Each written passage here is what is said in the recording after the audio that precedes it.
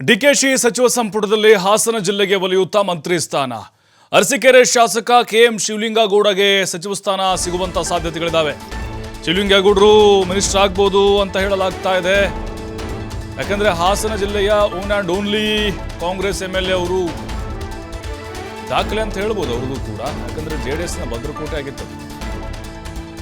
ಅವರು JDS ಅಷ್ಟೇ ಅಲ್ಲ, ಕಾಂಗ್ರೆಸ್ ಬಂದರೂ ಕೂಡ ಜಯ ಗಳಿಸಿದ್ರು. ಅಂದ್ರೆ ಅವರ ವೈಯಕ್ತಿಕ ವರ್ಚಸ್ಸು ಇದೆ ಅನ್ನೋದು ಪ್ರೂವ್ ಆಯಿತು.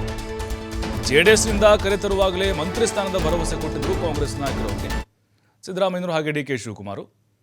ಈ ಅವಧಿಯಲ್ಲಿ ಮಂತ್ರಿ ಸ್ಥಾನ ಸಿಗುವಂಥ ವಿಶ್ವಾಸದಲ್ಲಿ ಶಿವಲಿಂಗೇಗೌಡ ಇದ್ದಾರೆ. ಈಗಾಗಲೇ DK ಶಿವಕುಮಾರ್ ಸಿದ್ದರಾಮಯ್ಯವರನ್ನ ಭೇಟಿ ಮಾಡಿದ್ದಾರೆ. ಕಾಂಗ್ರೆಸ್ನ ಮುಖಂಡರು ಅವ್ರ ಪರವಾಗಿದ್ದಾರೆ.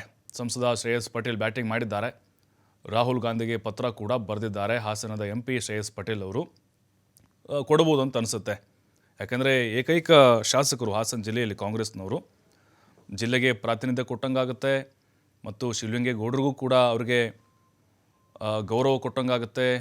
ಮತ್ತು ಮೊದಲೇನು ಮಾತು ಕೊಟ್ಟಿದ್ದರು ಕಾಂಗ್ರೆಸ್ಗೆ ಕರೆತರುವ ಮುನ್ನ ಅದರ ಪ್ರಕಾರ ನಡೆದುಕೊಂಡಂಗೂ ಆಗುತ್ತೆ. ಮತ್ತು ಅಲ್ಲಿ ಕಾಂಗ್ರೆಸ್ ಪಕ್ಷ ಸಂಘಟನೆಗೆ ಅನುಕೂಲ ಕೂಡ ಆಗುತ್ತೆ. ಮುಂದಿನ ಚುನಾವಣೆ ದೃಷ್ಟಿಯಿಂದ ಶಿವಲಿಂಗೇಗೌಡರಿಗೆ ಬಹುತೇಕವಾಗಿ DK ಶಿವಕುಮಾರ್ ಅವರ ಕ್ಯಾಬಿನೆಟ್ನಲ್ಲಿ ಅವಕಾಶ ಸಿಗಬಹುದು. ಸಚಿವ ಸಂಪುಟ ವಿಸ್ತರಣೆ ಆಗುತ್ತೆ ಅಂತ ಈ ಹಿಂದೆ ಚರ್ಚೆ ಆಗುವಾಗ ಮೊದಲ ಸ್ಥಾನದಲ್ಲಿ ಶಿವಲಿಂಗೇಗೌಡರಿದ್ದರು. ಆಕಾಂಕ್ಷಿಗಳ ಪಟ್ಟಿಯಲ್ಲೂ ಕೂಡ ಅವರ ಹೆಸರು ಕೇಳಿಬಂದಿತ್ತು. DK ಶಿವಕುಮಾರ್ ಅವರ ಮೂಲಕವೂ ಲಾಬಿ ಮಾಡಿದ್ದಾರೆ. ಸಿದ್ದರಾಮಯ್ಯನವರ ಮೂಲಕವೂ ಕೂಡ ಹೈಕಮಾಂಡ್ ಮೇಲೆ ಒತ್ತಡವನ್ನು ಹಾಕಿದ್ದಾರೆ.